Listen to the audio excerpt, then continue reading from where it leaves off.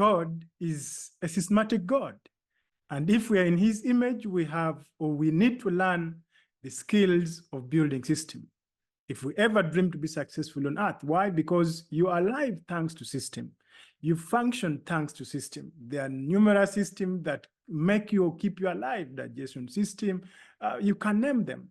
Now, the first thing, if we think about the success of our business, is then to think about systems. So we are talking about a sales system. And so the first lie or illusion that we need to get out is that you can build, an online profitable business with just posting on Facebook. Now we have to get out of that lie. Listen, you need to build a sales system, also known as a sales funnel, if you dream to make consistent sales. So in this video, I want to share with you the 4 major parts or steps of a profitable sales system, also known as a sales funnel, that will produce for you consistent income day and night. So what are these 4 major parts of a sales funnel that you need to have in place? The number one part or the number one step is you need to have a traffic source. You need to have a traffic source. What do I mean? That's going to be either organic or paid ads.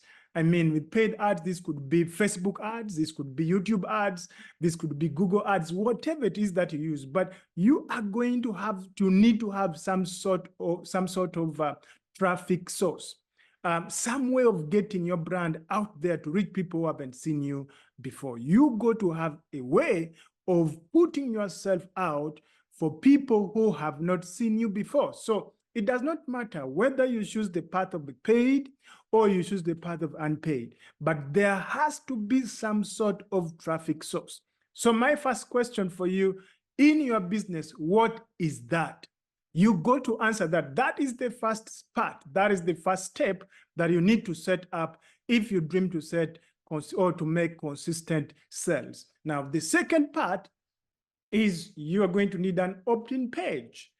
So you want your next step of the system or of the funnel to take people from not knowing you to opting in to get whatever it is that you're putting in front of them, whether it's a registration page for a webinar, a registration page to get into your Facebook group, registration page to join a challenge or to join a mini course, whatever that is or whatever it is that you are doing, they need to take the next step where they are giving you their personal information. Maybe it could be their names, it could be their emails, and sometimes you may ask for more information, like maybe even their phone number. But there has to be some kind of opt-in page that they are going to go through to take the next step. So that is the second part. You go to have an opt-in system. Again, stop dreaming. And that's why a lot of people try this organic strategy, because they want to avoid all this. But you see, my experience, by the time you have a successful organic strategy, let's say, maybe building an audience on YouTube to begin to pay you, that is long-term strategy. If you consider the social network organic prospecting, it takes a lot of time, takes a lot of effort. But you see, whatever it is, you cannot avoid this step that we're talking about. So the third step is you need to have a conversion event. So now they have opted in. You need to have, they need to go through some sort of conversion event. I may not be pronouncing it well, but I hope you get it. Conversion event, all right? That could be a webinar, that could be a challenge, that could be maybe joining your Facebook group and going through some steps to get some training in that group. It could be a mini course. So there are different ways, or a bunch of different ways that you can take somebody, get them some value, and then convert them into a sale at the end of the day. But when talking about this conversion event, my point is, or the point I'm trying to make is, for you to make sales, you need a conversion event. So there has to be some sort of conversion event that they'll have to go through. So that is the third step, or that is the third major part of a sales funnel. Then the last one, which is number 4, is a follow-up. So after the conversion event, you need a strong follow-up. I want you to know that as much as 50% of your sales are going to come through the follow-up. Yes, a fact. As much as 50%. So that is a small number, more like half of your sales is going to come through follow-up. So a lot of people, yes, will make the decision in the conversion event. They'll say, hey, this sounds good. This word, I think this will work for me. I am buying right now. Other people, you'll need to follow up maybe 2 times, 3 times, 4 times, sometimes 6 or even 7 times more to get them to say, you know what? Yeah, I think this sounds good, but I have to maybe work some numbers around. I have to check my account. Maybe I'll buy tomorrow. So you want to keep up with them to remind them that, hey, this is something that you wanted. The special price is going out soon, or the cut is closing tomorrow, whatever it is, and then you add in some scarcity and like, get them to take action. You need a follow-up.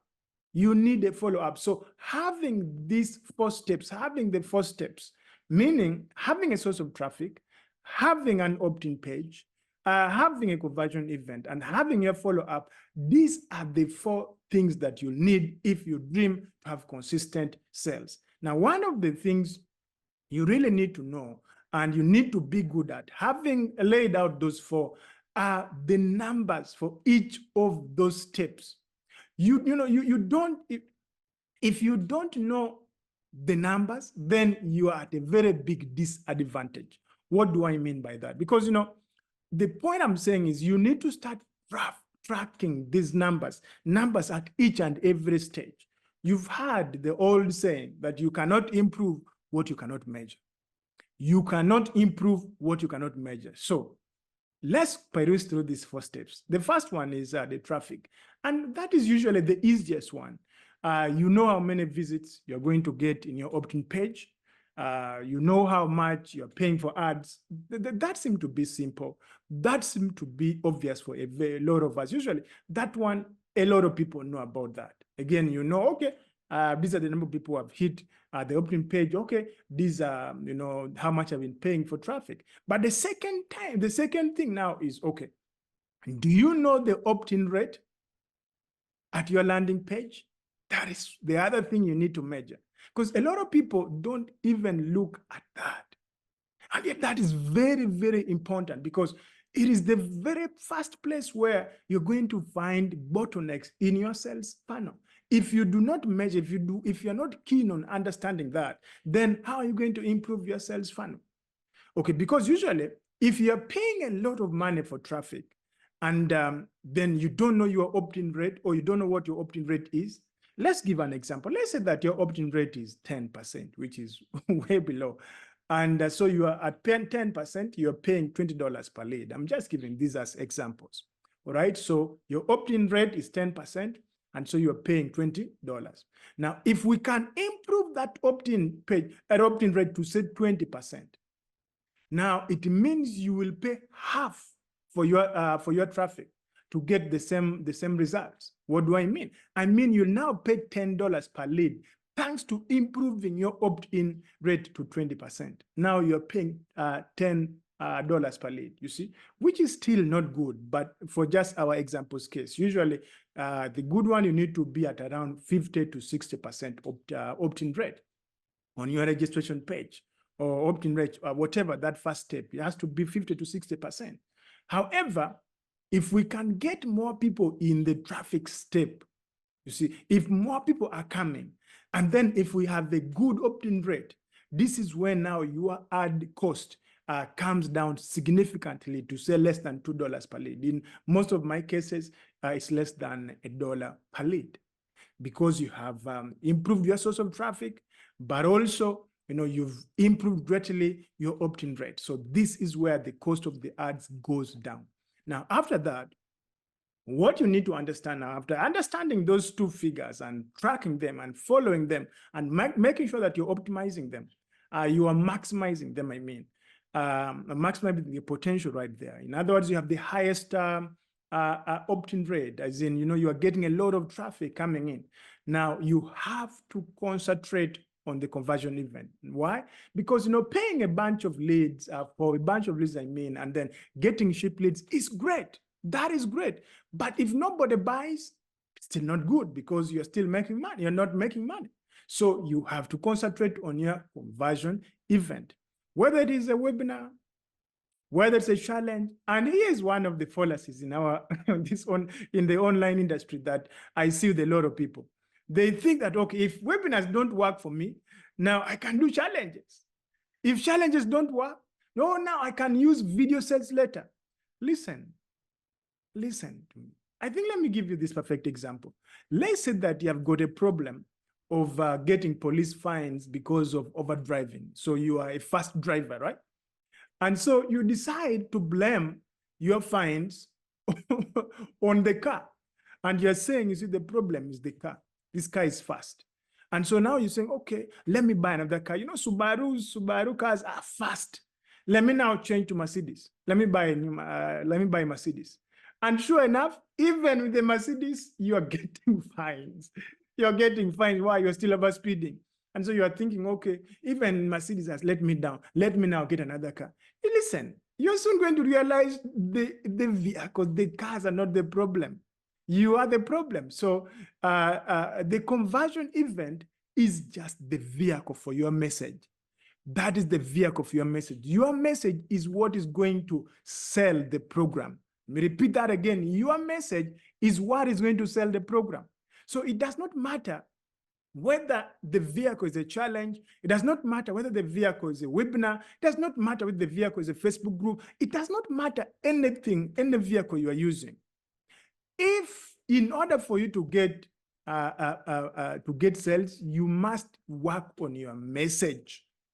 So in order to get any conversion event, successful conversion event, it starts with, if you want to get it working for you, if you want any of those vehicles working for you, you need to take your message through what I refer to as a customer buying thought process.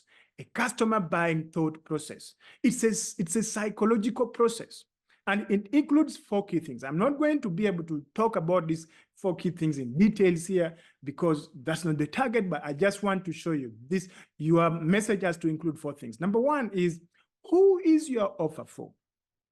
Who is your offer for? That has to be very clear. Number 2, what is your unique, or what's the new methodology that you're bringing in the market? Because people have been trying other methods and been failing. What is the new method? What is your unique method that's going to work where others have failed?